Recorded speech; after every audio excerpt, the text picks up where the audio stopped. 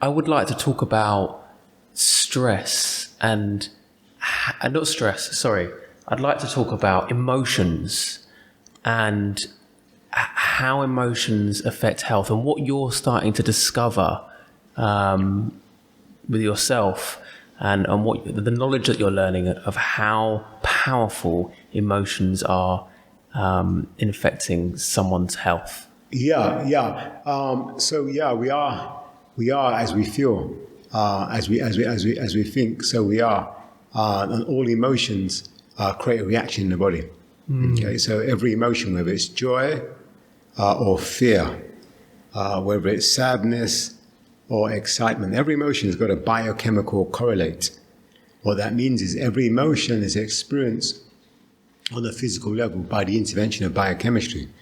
So to give an example, if someone's feeling very happy, they're making a chemical called endorphins or enkephalins or dopamine or serotonin. So these are the chemical mediators of the feeling. You don't just have the feeling in a dry hyperspace. The feeling is actually within your body, and it's coming through the chemicals released as a result of that feeling is what gives you the feeling. So conversely, if you flip that and somebody is having fear, anxiety, stress, they're making stress-based hormones, which, by the way, are quite acidic. So, for instance, cortisol and adrenaline, these are fear or stress-based chemicals, which they have a part to play. They're very, very useful. Without enough cortisol or adrenaline, you wouldn't have enough to get up and go and get things done.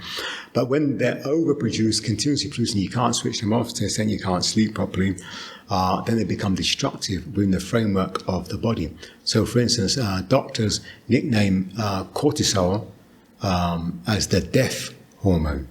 If people keep making a lot of cortisol for being stressed, overworking, undersleeping, then it ultimately they incur certain levels of impact on the body, like the heart or the digestion system, which can be quite dangerous and can severely impair health. So all emotional states are creating a change in the hormonal system and in the nerve systems. Remember that the emotion is also an energetic firing as well. It's also an electrical energy impulse that's released by the emotion. That's how we experience emotion. It's at once chemical and it's electrical, and we're feeling it through tissues and cells of our body. So when emotions are out of balance, long sustained emotion create huge problems for health. Anger, repeated anger creates very destructive to health. Fear, highly destructive and detrimental to health. But some of the worst emotional states to be in is a repressed emotion. So an emotion that's repressed, it creates problems with that emotion, because emotion is an energy. It is energy. So that energy is not being expressed or manifest, will move around the system, inside the system, damaging various aspects of the system. For instance, it's understood within the framework of Chinese medical understanding and medicine, which is now increasingly a mainstream understanding, and other traditions understood as well, but the Chinese have really documented this for many thousands of years, how anger impacts the liver, fear impacts kidneys, grief impacts the lungs. You see? So various levels of emotion which are not expressed, are not outworked, will ricochet and reverberate within the being of the person having those unexpressed emotions and create various levels of damage. And when you say repressed emotions, do you mean that when someone doesn't let that out, and I can imagine you can let an emotion out in so many different ways, through talking, through being creative? Is this? Yeah. Getting So to the right sometimes point? a strong emotion, for instance, when we scan and we do an emotional profile, I often see someone might have resentment. Resentment as an emotion really out of control. Then the emotion will show on the system as a repressed emotion. So that repressed emotion of resentment is, I often see that people who are very nice. People who are very nice find it hard to say which two-letter word. No. Yeah, no. So people who are very nice often are doing something where they feel they ought to do it. They can't say no. They like to be helpful. but really then they can be taken advantage of or imposed upon. Yes. So they will do the task, do what's asked of them, but at the same time there is resentment for being manipulated to do something they don't really want to do. Yes. We often find resentment, someone in a work scenario, someone could be doing a good job, but they're really doing the jobs of 3 other people. Because 3 other people are not good at doing their job and it's left them to do more work. There's resentment.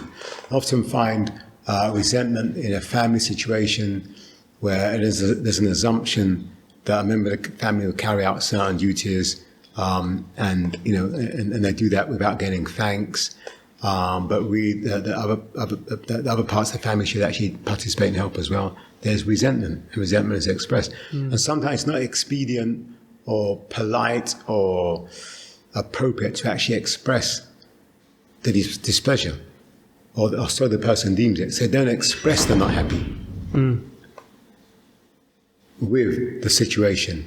And so the emotion is inside. The emotion is welling up inside. You see, and that emotion up inside, that creates various levels of damage inside that person and disruption of that person's thing. So can it be true that, you see some people that can be addicted to smoking cigarettes, but they are extremely happy, so they will be releasing a lot of these these medicinal chemicals. This is why we see some people being addicted to things that are supposed to kill us, but are still surviving through this. Is this kind of how this can work out? Yeah, they want to come in. Just come in. Okay, they want to go. They want to come in. Who is it? Yeah, it's Soph and Josie. Oh, right, they can come in. I'll let them know they can come in. Yeah. That's good, because I'll end on that question, so you can answer. Yeah, you guys can come in. You guys can come in. Yeah, all right, yeah. Free to roam around your own house. I thought it was a haunted garden. I see some shakes moving around the garden. I thought the garden's haunted now. Yeah, I didn't know what that was. Let me shut that door. Oh, you didn't hear it? No.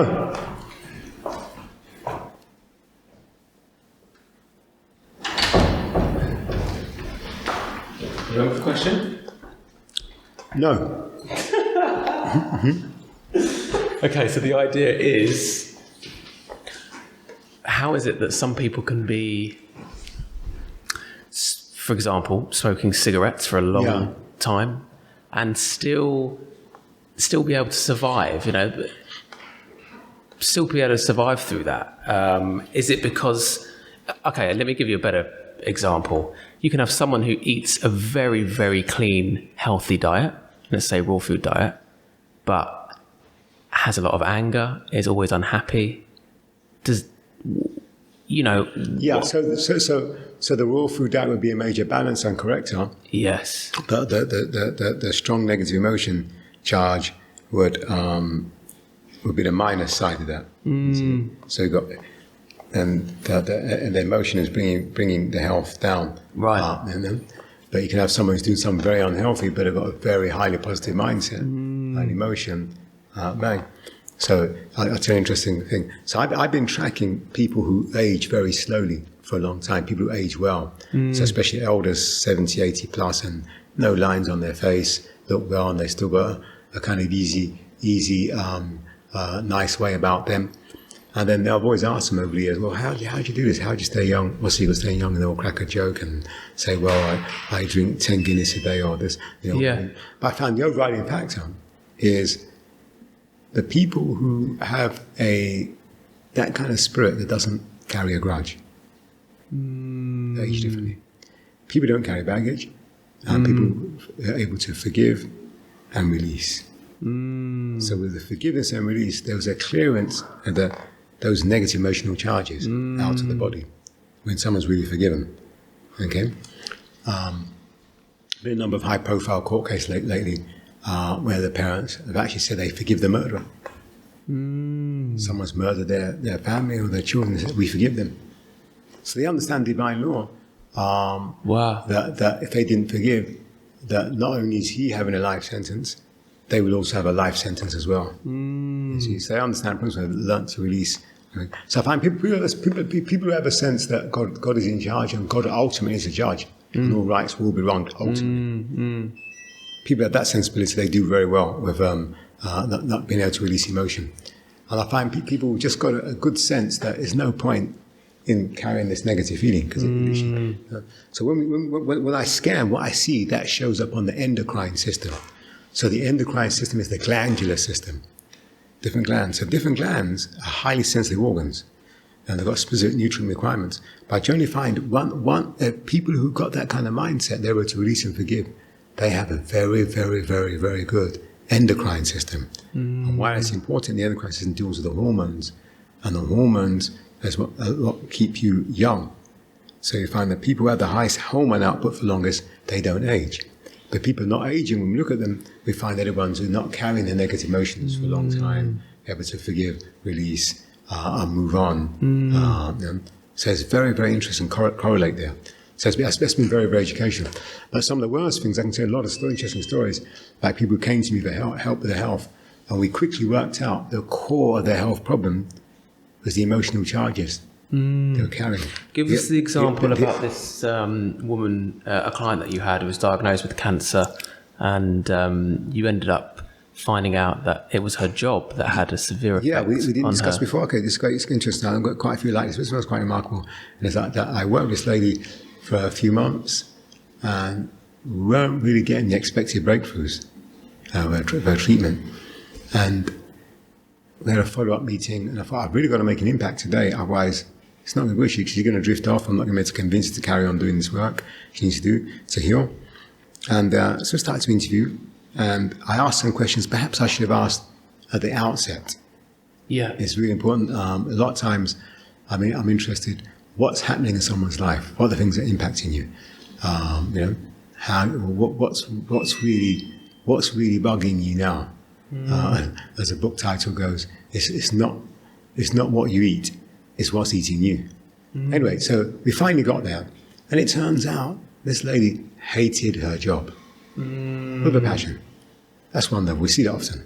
I think probably, if truth be told, there's probably about 60, 70, 80% of people hate their jobs. Wow. How many years? Do you know roughly she was in this job? Roughly? Good question. I don't know. Okay. I don't know. But it was too long as far as she's concerned. That's one level. Another level, she hated the people she worked with. That's another level. So imagine her charge every day. She gets up to go to do a job she hates with people she hates. Imagine. Yeah. Anyway, so I said to her, well, just leave the job then. So one of my mentors, Jim Rohn, says, hey, any situation you're in, just change it, just move. You're not a tree. So I said to her, well, leave the job. She went, I can't. Oh, right, wow. And that can't meant one thing, didn't it? What does that, when someone says I can't, what does that mean? I won't? No, through fear? It means economics.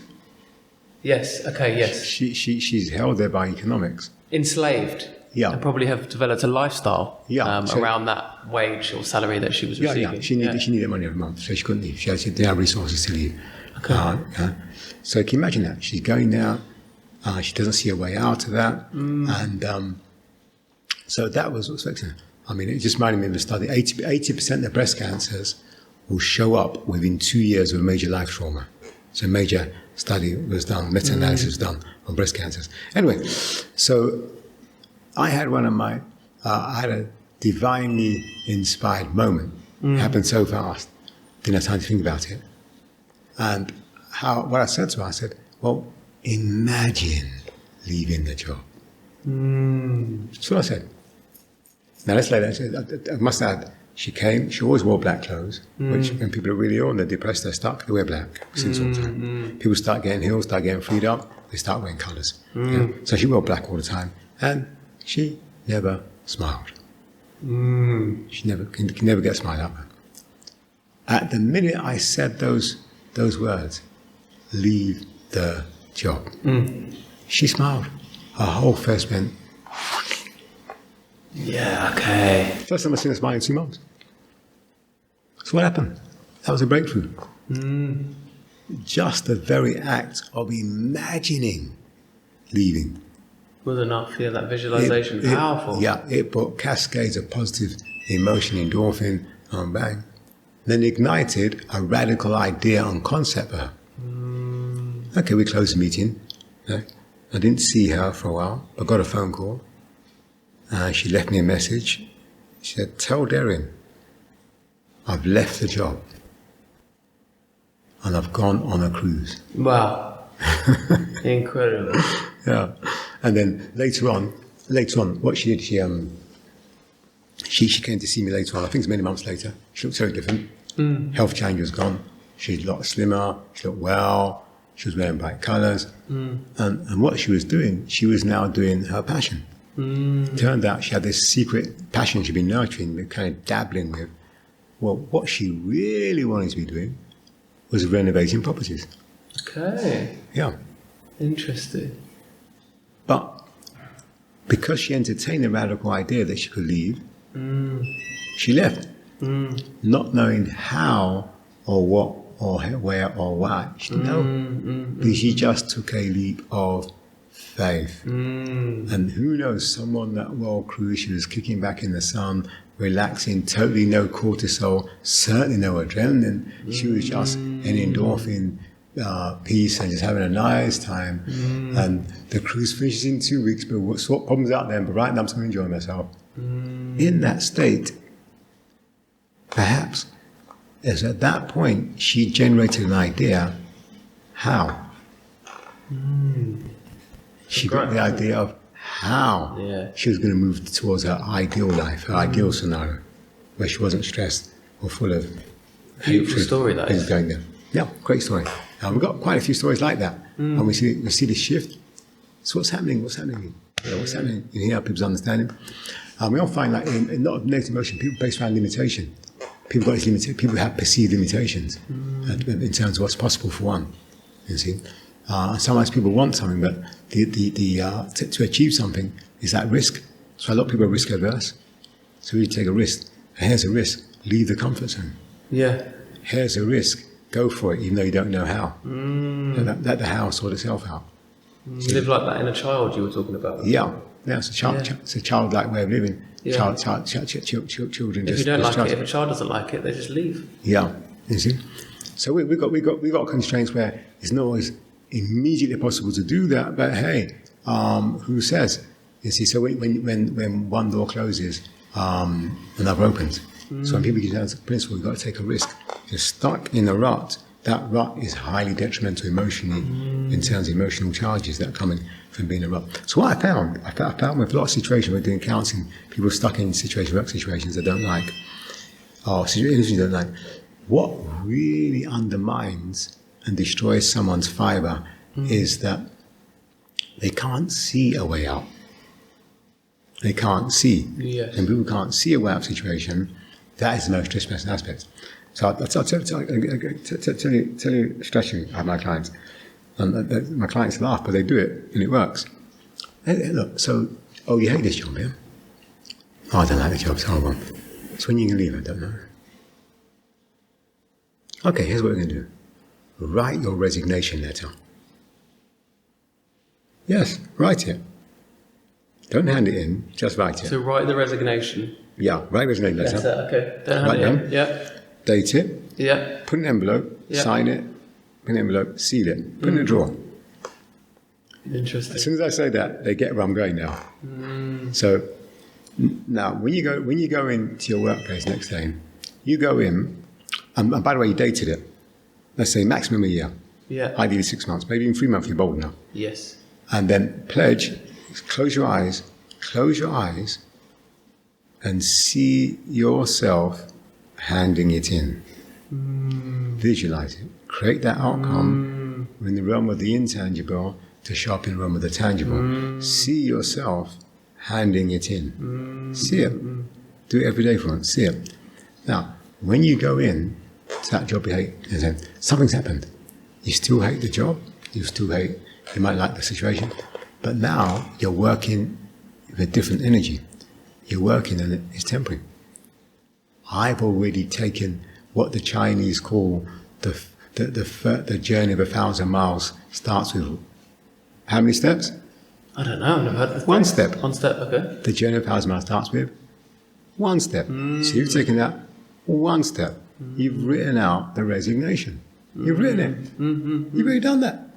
Yeah. You've seen yourself handing it in. So now, when you go in, you know it's all, there's an end to it. Yes. And the end is coming soon. Yes. So now, then what you do is another secret. In that situation, you work even harder. You work even better. You work, you do things harder. You do it with enough energy. Yeah, because now your subconscious mind, the sin, your soul, your heart has sin, there's an end to it. Is when people can't see an end to something, that's when the greatest distress comes. Yes. So then you work, and what happens, because you've done that, and you've seen it, now you move into a realm of divine manifestation, whereby situations, circumstances, people, synchronicities, coincidences, and interesting events will begin to coalesce to make that which you have seen and done a physical representation of by the letter that's in the drawer start to happen. You won't even have to work it. Events will line up. Ideas will come. In fact, you might get ideas where you're not even going to go back to another job. You get an idea where you work out, you can easily get funding and start that business you've been dreaming about. You might get a situation where you say, look, they come to you and say, look, you know what, we've got to lay some people off, we're forced to lay off for some reason, for something, we're going to pay you to be laid off, blah, blah, or would you like to work part-time, blah, blah, then part-time you can go work on your project, blah, blah, still got some income coming in from now, blah, blah, and then resign from the part-time. So different scenarios come up to realize and actualize that what you think. So the act of doing something physical is very powerful, you see. So now your brain now has a definite goal. In 6 months' time, that place is going to be handed in. You see? So part of the exercise is, how does it feel Yes. to hand that in? So you've got to imagine that feeling. How does it feel that letter? So you rehearse that. So whatever you keep rehearsing in your mind, in your soul, it happens. That's really powerful. Yeah, it begins to happen. Yeah. It begins to happen. So that's a technique I worked out for my clients. I don't think anyone's ever heard that before. We've done that and it's worked with a lot of people. And you generally find when you bounce into the workplace, you work in a different way. Then that's another way to operate within a workplace, especially if you don't like it. You work with a strong sense of duty. And why I say you do work harder when you've done that, is because when you leave, you've played your part well. They're going to beg you not to go. That's so true. They're going to beg you not to go. Because when you're really good, you are indispensable. So when you make yourself indispensable to an organization, okay, what does that do for your sense of self and your self-esteem? It's very high. Yes. Oh, you can't leave now. Oh, we'll double your money. If you're tempted, hey, okay, well, I'll stay another 3 months then. Yeah, You get then go. that money, and Yeah. you might say no. Oh, Yeah. we'll give you promotion. We got this job up there, yeah. But when you're invaluable, you become valuable. You see, people don't realize it's how much money you can earn is how much value you can bring. What is your value? You see, so people complain about their jobs and begging for a raise. No. Become more valuable. You see, become more valuable. Anyway, so again, so in a work situation we don't like, it's causing stress. You have to redefine themselves as not an employee. This is not possible in all jobs, but in most jobs, redefine yourself not as an employee, but as an independent agent executive. Yeah? Wow, yeah. So you are licensing your skill set, your knowledge, your abilities to that organization temporarily. Almost like a consultant. Yeah. So no matter what job you're doing, have that mindset. Yeah. You could be the person who makes the empty dustbin, but you are licensing yourself to the organization. They don't own you, and you are licensing yourself voluntarily. Yeah. And in that process, your side of the deal is you'll obviously get paid. But you also get to understand some things. You get to learn some things about the organization and how business works. and you may make valuable contacts in the course of execution of your duties for that company, mindset, but you get a chance to be excellent. All work gives you a chance to be excellent. All work and diligence is a very divine thing. You see, so people think work is spiritual. You see, so all work is excellence. How excellent is work? It's like I always used to tell my children. So I train my children from when they're young. Like, as soon as they can walk, they're doing work. They're working. I give them jobs to do. Okay, and jobs. And then say I give them a job. They do a job. So you're going to put this lid on this bottle and do this with labour on. But that's not straight. Look at that. Why is it not straight? What were you thinking about when you put it on there? Okay, but that lid's not closed. When I packed in my thing, it fell out because you didn't do your job properly. So I say to him, look, so you ride that bike or you go to school on a bus. So what about the person who fixed the brakes on that bus? If he was thinking like you and not really paying attention to your job, he didn't think the brakes, do you think that might impact you negatively? You see? So if you went to a shop and bought a phone, and the factory made the phone, if the guy wasn't paying attention, he didn't send, and your phone doesn't work properly. You know what I'm saying? So I made them realise in the consumable things, everything you do impacts someone else through your work. If you do your work well, there's a positive impact from the work you've done. You see? And imagine if someone doesn't done their work well, okay, impacts you. Yes. It impacts you.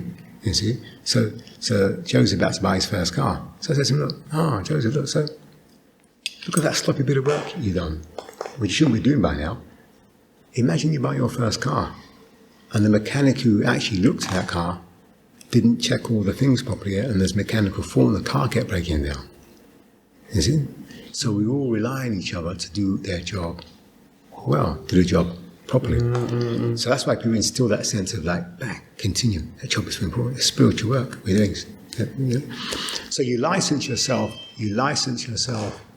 to the organisation, so you're in as a sovereign. You're a sovereign person, and you take remuneration for that. But at the same time, you get training, you learn something. So there's an exchange. Your skills increase. Yeah, balance exchange. Yeah, and at the point which you deem that you have to move or grow from there, you move to a higher place because you've done your work well. Yes. And here's how you know you've done your work well. They're sad to see you go. If they're glad to see you go, there's something wrong. Yeah. Yeah. Yeah. If they're happy when you've gone, something's wrong. If they're sad to see you go, and they're not happy when you go, then there's a gap from where you were going.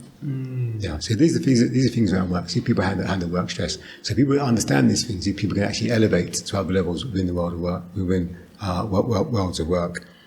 Increase value. Increase value means getting more knowledge. You're only as valuable as what you know and what you can do. So if you want to strike for more pay or demand, become more valuable. Yeah. Interesting. Yeah.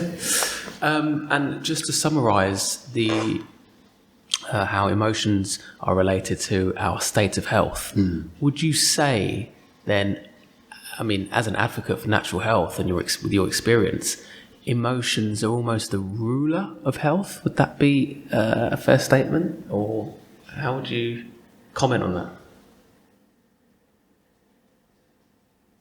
Emotions as ruler of health. Emotions as being a major aspect of health. Okay, major aspect. Very, very, very underrated. There's a book I've got. I forget the author's name, and he's written 3 books. He was an MD. He was maybe a doctor, and he observed that a very high percentage of people's complaints they can doctor back pain. So what he worked out. 80% of back pain was emotional. And what he reckoned, what people do with back pain, people were carrying things, and what they're doing, they're putting the pain where people want to put the pain. Where? The shoulders? No, behind them. Behind them? Yeah, the back. People want the pain behind them. Oh, emotional pain behind. Yeah, so people get a lot of back pain. He worked out a lot of that back pain. The back pain was emotional root cause. Yeah. Now, you can also get spiritual root cause or mental root cause as well as emotional. I had one of my clients came to me, looking after, I was doing very, he was very healthy, but he had all kinds of pains. He was in pain.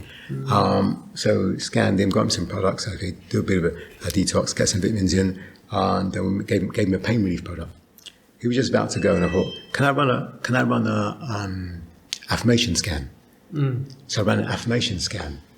So an affirmation scan, as you've done it before, where we run through a database of affirmations, Yes. and the body will pick up the affirmations that's most healing or relevant to that person at that time. So I did that scan. Didn't know I did. It was late at night.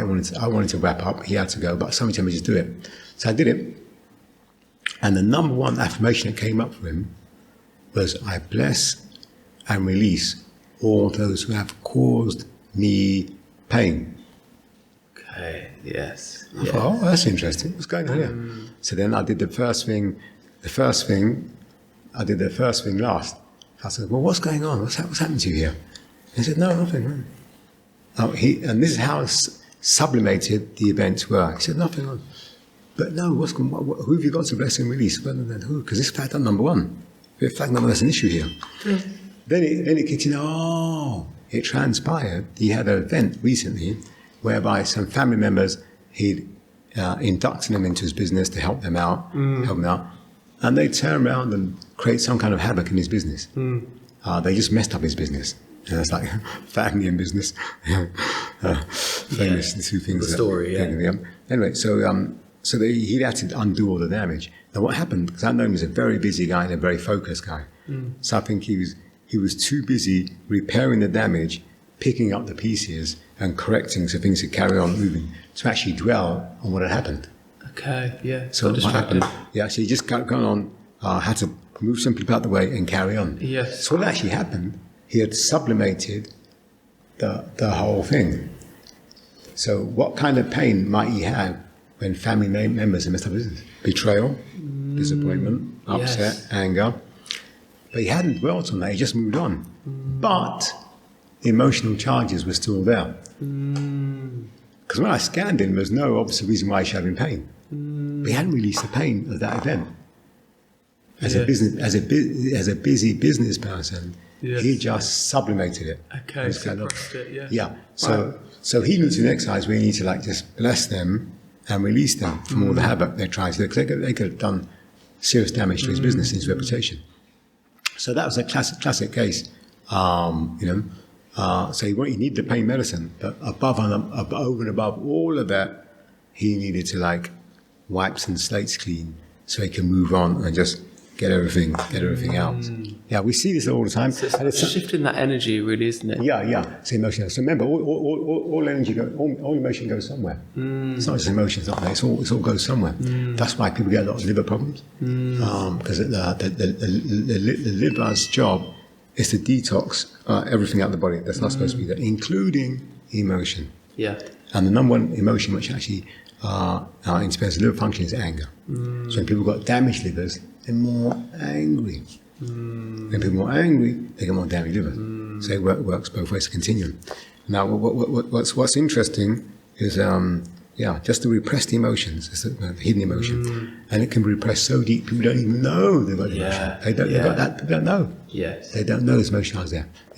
That's why one of the best books of this age now, in terms of understanding this whole thing, is Feelings Buried Alive Never Die. It's a lady called Carol Truman. And I've actually, it literally is interesting. I had that book for about 3-4 years now. But I spent the first 2 years just meditating on the title. Interesting. I didn't get past that. I meditated on the concept, feelings buried alive never die. Yeah. That's deep. Then it took me another year. Then I read the intro. So I read the first chapter. And the information contained in there is very, very informative. And she dwells into pre-birth traumas we had. What was going on pre-birth. Okay. Yeah. Getting passed down. Well, so now 3 years in, is it 4 years in now? I'm going to go to chapter 2 on that book. And see. So the feelings buried alive never die. Man, why did it take me 3 years meditating on that title? Because it's such a true concept, and I'm seeing it a lot of times on a daily basis with my clients. The message, I had a lady come to me, and her son was involved in a very famous situation. What made front page news wasn't good. Somebody died, and her son was born, and she came presented with her blood pressure. And when I scanned her, there was no reason behind the blood pressure. There was no physical reason. So I said, "What's really going on? What's happened to you?" She burst into tears, then told me the story about her son. That was a real issue. So It's all emotional. The emotions yeah. really had a dramatic effect but on her health. Yeah, but it was all bottled up. So I think she told me she spent an hour telling me the whole story, more than an hour. She actually got a form of release. Yeah, I was just going to say. So that was what we call catharsis. It was a release by talking to me, a complete stranger. She assessed that I'll be non-judgmental of the situation. She assessed that I'd listen and understand, and she just spoke. It's real healing, isn't it? She spoke. I think she got a major healing from that point. So often when we touch on these areas, we often touch on these areas and receiving that. I might ask one question. Yes. And the person starts crying. And then that crying, I know that cry. That's a release cry. Yeah. That's a healing really cry. That beautiful point. healing. Yeah, it's a release cry. So emotion was trapped, it was charged, it was bottled, it was locked in now. It had no escape out. Yes. So yeah, it's very fascinating. Yeah.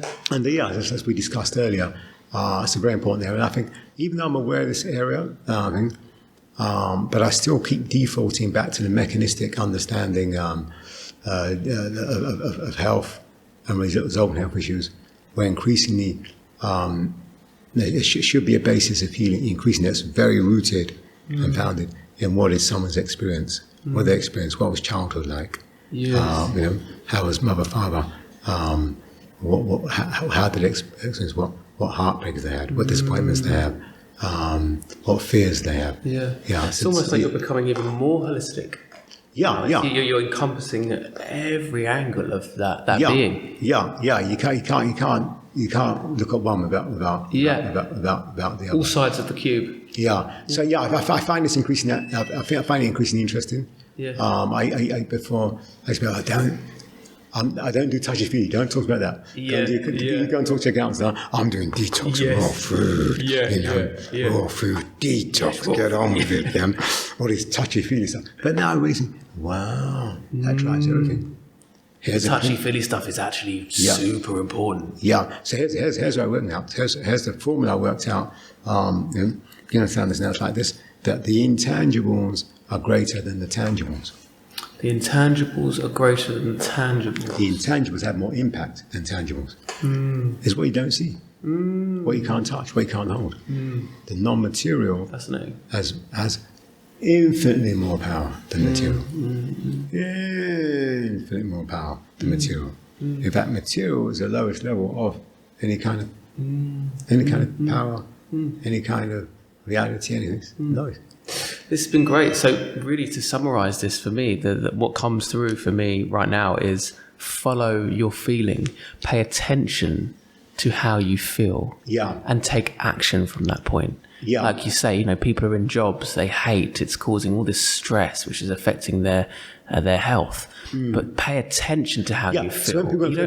You shouldn't put yourself through this, should we? Should we as human beings be putting ourselves through this? Feeling? That's interesting you say it, because when people don't pay attention to their feelings, or they're getting a strong feeling, look at the idiom. Look at the idiom. You make me sick. Why are they saying that? Because the emotion is here. It's here, the emotion is there. It's overwhelming. It's physically. Or, he's a pain in the butt. That's telling you, or, oh yeah. They used to say this about, I heard it the other day, I didn't know people still said this. They used to say this about black people. They've always got a chip on their shoulder. It's like saying, So that is it. Or I say no. Or give me. Let's think of another idiom that talks about this. The emotion manifesting as a physical, gut wrenching. Gut wrenching. So our emotion. It's gut wrenching. Debilitating. Some people. Debilitating. Or my knees turn to jelly. Or butterflies. What's that? It's the emotion. Strong emotion that's manifesting physically, you know, or is a pain in the neck. Yes, that's really that's a big one. Yeah, And people actually that emotion actually mean that down to what that means, because that's the experience they're having. You know, so emotion, health problems, physical root cause are major. So it's about identifying the source of problems. When we do an emotional scan, we often see like someone's really got health problems. They have like at least half a dozen emotions out of balance. Yeah. So what we do, so someone's got resentment, anger, fear, anxiety. Yes. They ask, well, what's driving these? What's driving emotions? Often they might know one, the others they don't know.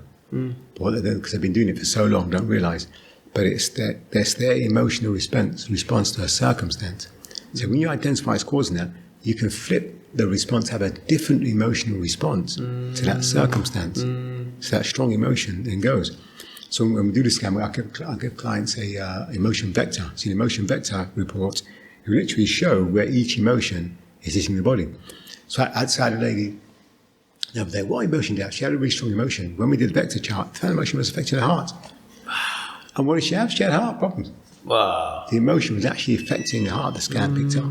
That emotion was actually, and she had physical problems, palpitations, and other health problems linked to the physical heart. Because a non-tangible aspect, the emotion was manifested and crystallized into solid form as a problem. So people can manifest tumors, growths, cysts, blockages through the emotion.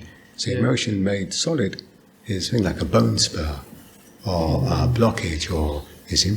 So we're manifesting all the time. So if the manifesting capability is not directing something positive, it can flip negative. We start manifest what we don't want in our physical body, in our life, and in circumstances. We're manifesting things.